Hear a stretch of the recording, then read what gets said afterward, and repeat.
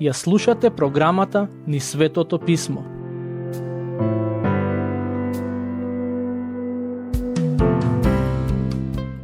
Драги пријатели, добре дојдовте на уште едно проучување посветено на книгата Псалми. Денес ќе ги обработиме псалмите 16 и 17. Псалмот 16 е еден од попознатите од оваа книга и станува збор за песна во која покрај другото се обработува и воскресението. Истата се цитира на 3 места во Новиот Завет. Лично верувам дека во овој псалм се обработува животот, смртта и воскресението, па дури и вознесението на Господ Исус Христос. Се надевам дека ќе ги забележите тие нешта додека го проучуваме. Станува збор за неверојатен текст и се надевам дека ќе имаме доволно време да го проучиме. Во Новиот Завет, стихови од овој псалм се цитирани од страна на апостолот Петар, но исто така и апостолот Павле го цитираше во својата проповед во Антиохија. Третиот контекст во кој е цитиран овој псалм е во послание до евреите глава 2 стих 13. Имајќи го тоа на ум, би заклучил дека ова е третиот месијански псалм кој досега го обработуваме. Првиот беше псалм 2, каде читавме за отфрлањето на Бог и неговиот помазаник и нивната конечна победа. Потоа, во псалм 8, читавме за Христовата човечност, односно за неговото отлотворување. А сега, обработувајќи го псалм 16, ние всушност доаѓаме до еден скапоцен камен. Јас овој псалм би го нарекол Давидовиот скапоцен камен, бидејќи навистина се истакнува од сите други псалми кои досега ги обработивме. Ке почнеме со читање. Ако имате Библија со себе, ке ве замолам да ја отворите кај псалм 16. Стих 1. Закрили ме Боже, зашто кај Тебе се засолнувам. Ова се зборовите со кои царот Давид бара заштита од Бог во време на неволја. Се чини дека барем во одредени аспекти и овој псалм, иако е месијански, е сличен на претходните кои ги обработувавме, бидејќи повторно читаме за тоа како авторот наоѓа прибежиште кај Бога. Знаете, сите ние ќе се соочиме со некакви предизвици и кризи во животот. Кога ќе дојдат такви моменти, ќе мора да одлучиме каде и во што ќе најдеме закрила и засолниште.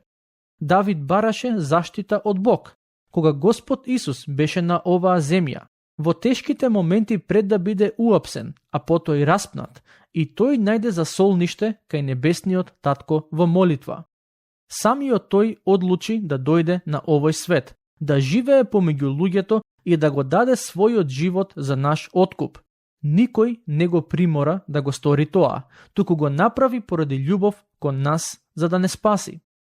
Давид вели, закрили ме Боже, зашто кај Тебе се засолнувам.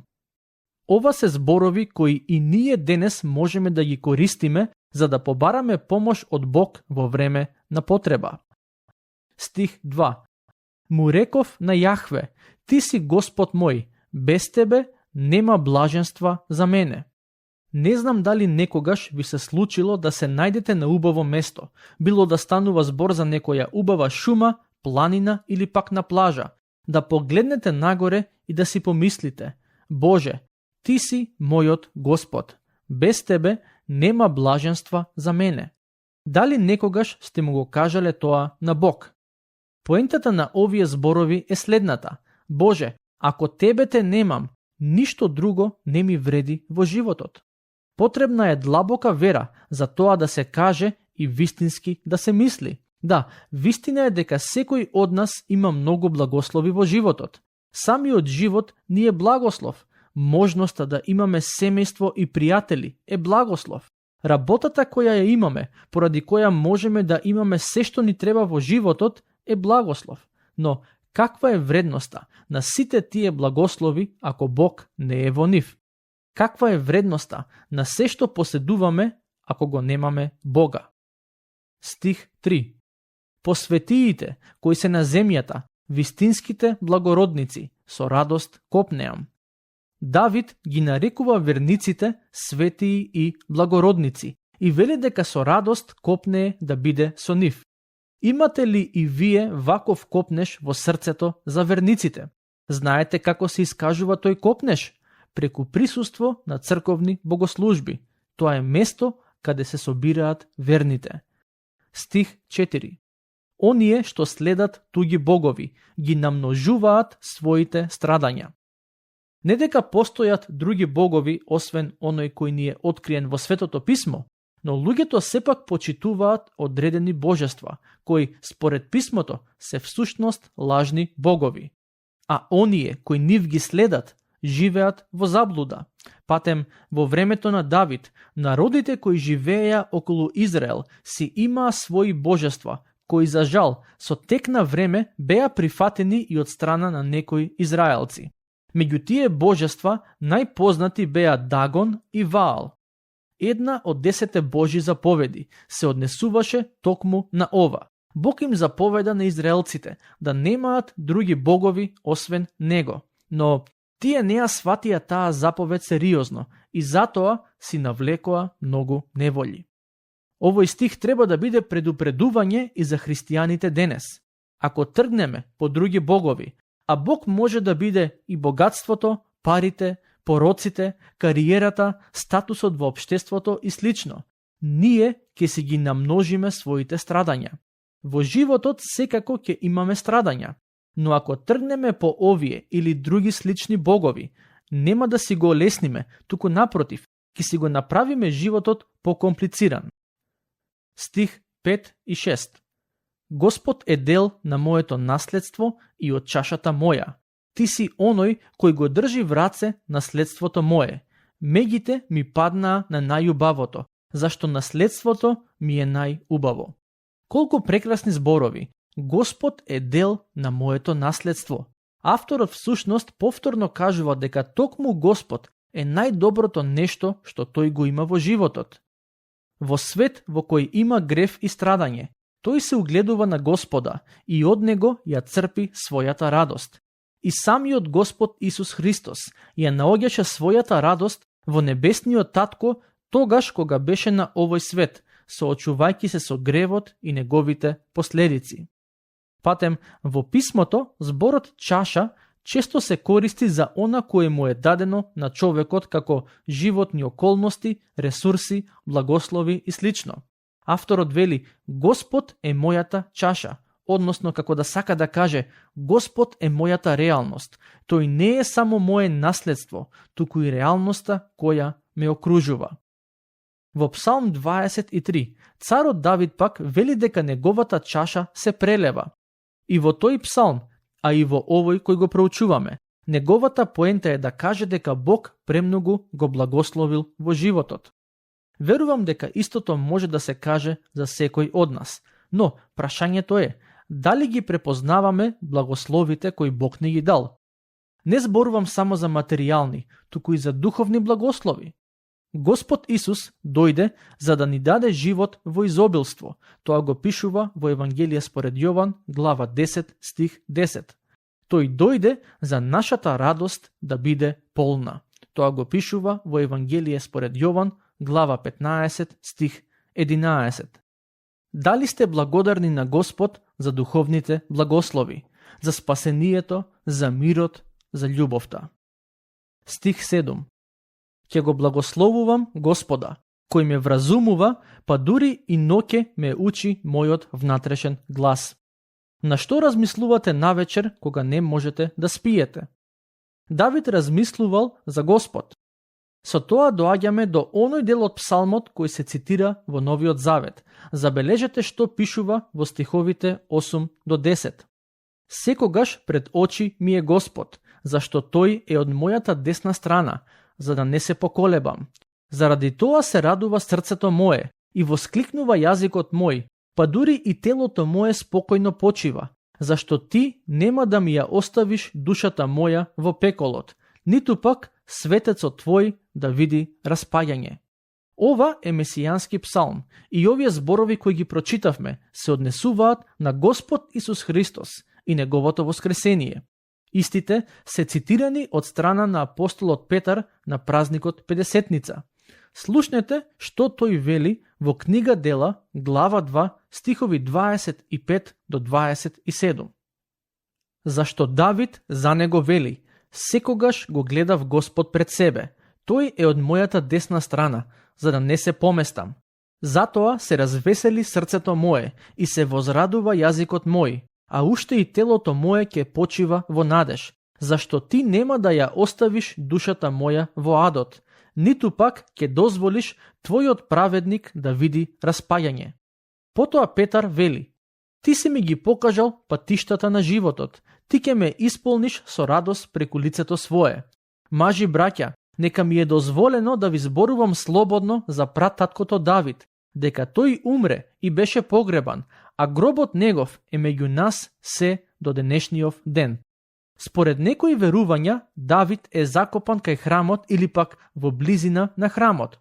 Тоа значи дека Петар можел да покаже кон неговиот гроб и да рече: овие зборови кои ви ги цитирам не се однесуваат на Давид, туку на Господ Исус.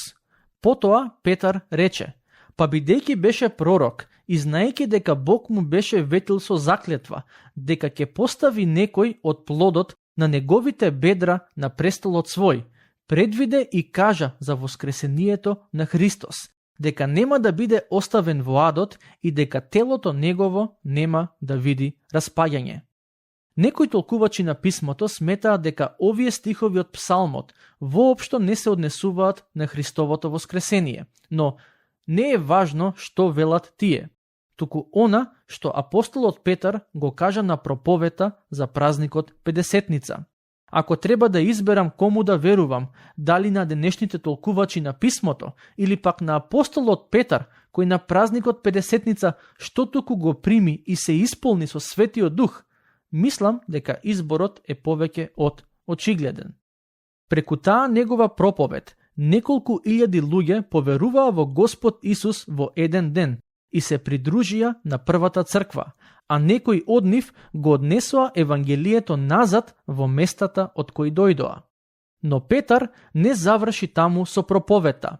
Потоа, во стиховите 32 до 36 вели: овој Исус го воскресна Бог, за тоа сме ние сведоци, и затоа тој откако беше воздигнат со десницата Божја и го прими од Отецот ветувањето на Светиот Дух, сега го излеа. Тоа е она што го гледате вие и го слушате. Зашто Давид не отиде на небесата, но самиот кажа: му рече Господ на мојот Господ: седни од мојата десна страна, додека не ги поставам непријателите твои во подножјето на нозете твои. И затоа, нека знае со сигурност сиот Израелов дом, дека оној Исус, кого вие го распнавте, Бог го направи Господ и Христос. Предпоставувам, забележавте, дека во својата проповед Петар цитира неколку псалми. Патем, овој псалм кој сега го обработуваме е цитиран и од страна на Павле во Дела, глава 13, стихови 35 до 37. Затоа и на друго место зборува: нема да допуштиш твојот светец да види распаѓање. Во овој псалм ни е опишан животот на Господ Исус. Во стих 8 читаме: заради тоа се радува срцето мое и воскликнува јазикот мој. Таа беше сигурноста која ја имаше Господ Исус, знаејќи дека е едно со таткото. Потоа, во стих 9 ни опишана неговата смрт, каде се вели: па дури и телото мое спокојно почива. Тој умре на крстот за да плати за нашите гревови, знаејќи дека таткото ќе го воскресне од мртвите. А во стих 10 ни е предскажано и неговото воскресение. Зашто ти нема да ми ја оставиш душата моја во пеколот, ниту пак светецот твој да види распаѓање. Ќе продолжиме со читање. Стих 11. Ти ми го покажа патот на животот. Полнота од радост има пред твоето присуство. Вечно блаженство е во твојата десница. Колку прекрасен и славен псалм, во кој ни се објаснети духовните богатства кои ни се достапни во Бога. Не само тоа, туку е пророштво за Господ Исус Христос. Се надевам дека во иднина ќе му се навраќате на овој псалм и ќе дозволите да ја благослови и подкрепи вашата душа. Со тоа доаѓаме до Псалм 17.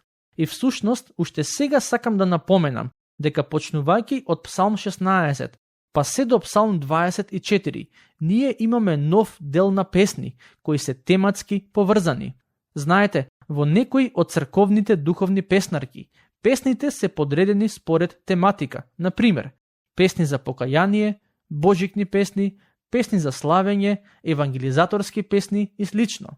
Книгата Псалми не е поразлична од таа гледна точка. Делот во кој моментално се наоѓаме, кој завршува со Псалм 24, се состои од песни во кои имаме пророштва за Христос. И во тие песни исто така гледаме како Давид, а и Божиот народ, може да најде утеха кај Бога. Мислам дека овие две теми се испреплетени и е тешко да се одвојат. Ние денес, од новозаветна гледна точка, знаеме дека токму Христос е изворот на нашата утеха. Во голем дел од преводите, насловот кој ќе го прочитате над Псалм 17 гласи Давидова молитва. Едно од прашањата кои сакаме да ги одговориме при обработката на псалмите е кога е оваа песна напишана? Ако ви интересира одговорот на тоа прашање, ќе го дознаете во следната епизода, бидејќи сега ќе мора да го завршиме денешното проучување. Можам само да ви кажам дека оваа молитва е нешто кое и ние денес можеме и треба да го користиме во нашето општење со Бог. Ви го посакувам неговиот благослов.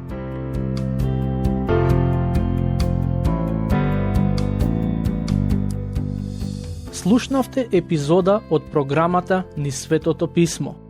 Можете да не слушате и преку мобилна апликација на нашиот YouTube канал и на подкаст платформите како што се Apple и Spotify.